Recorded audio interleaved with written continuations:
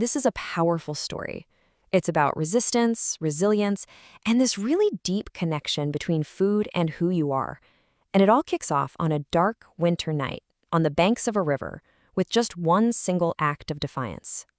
Okay, so picture this. It's 1945. A 14-year-old boy, Billy Frank Jr. of the Nisqually Nation, is out checking his fishing nets on the river, just like his ancestors had done for generations.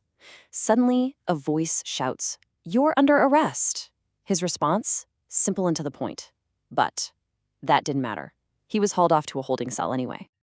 Now, little did he know at the time, that arrest was just the first of more than 50.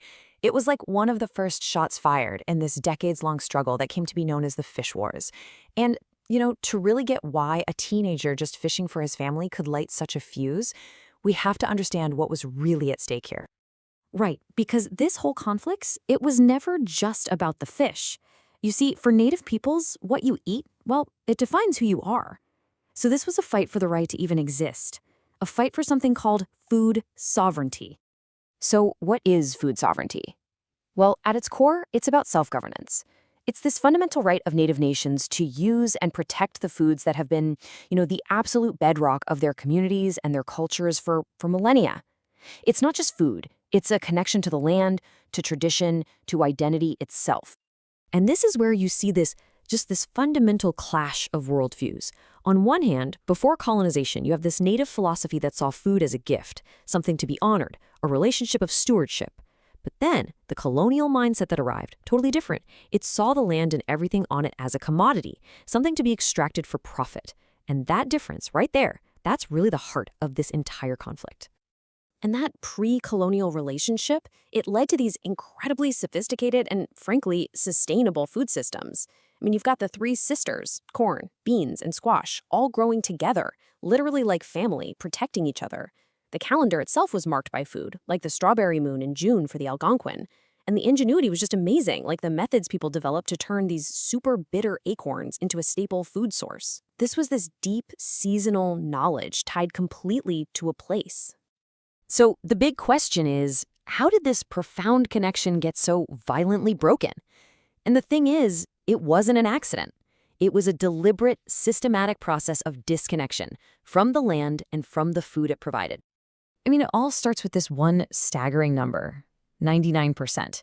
Over just 300 years, Native nations across the country lost 99% of their land. Let that sink in. 99%.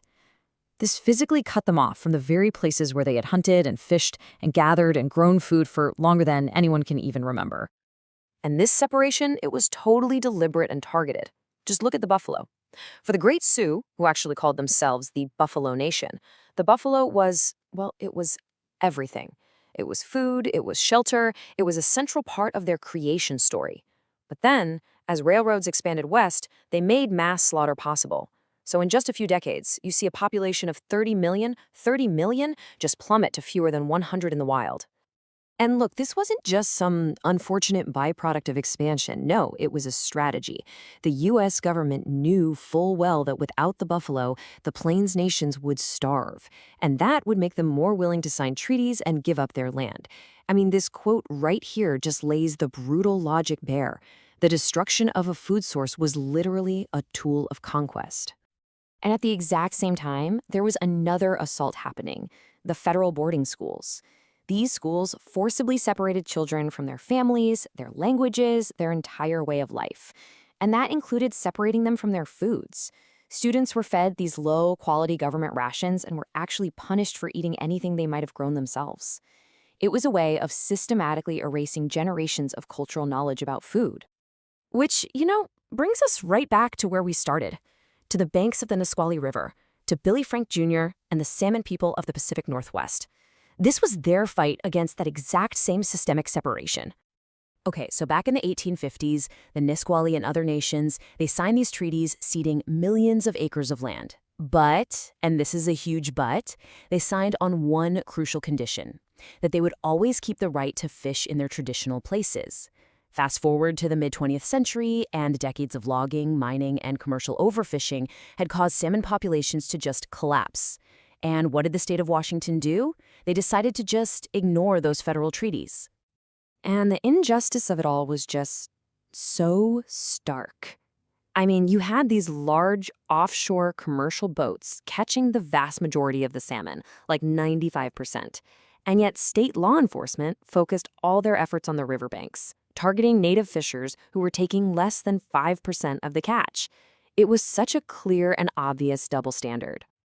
So, in response, the activists fought back. They started organizing these nonviolent acts of civil disobedience, staging what they called fish-ins.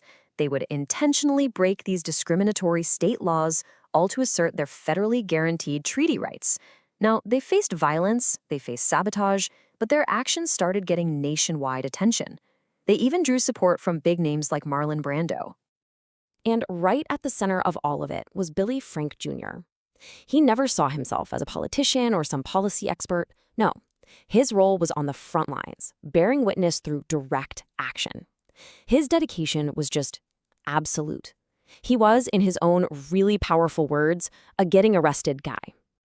And you know what?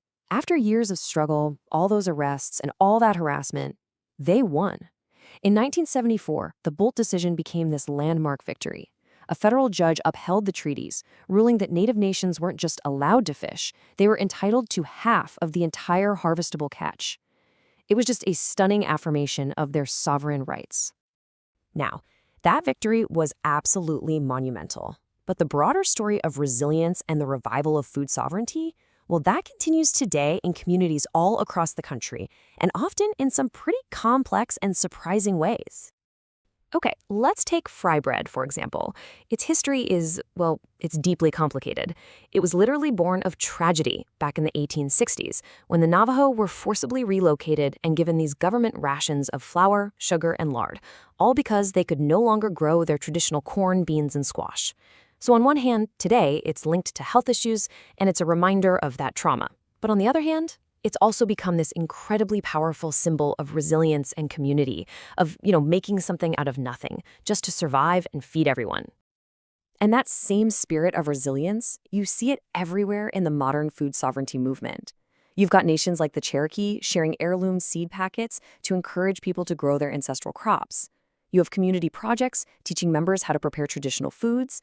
And you have these trailblazing native chefs who are opening restaurants and creating cooking shows, really celebrating their culinary heritage and bringing it to a much wider audience. And as for Billy Frank Jr., the getting arrested guy, well, he never stopped fighting. He spent his entire life working to protect his people's treaty rights and the salmon that were their lifeblood. And after he passed away in 2014, his lifelong dedication was recognized with the nation's highest civilian honor, the Presidential Medal of Freedom.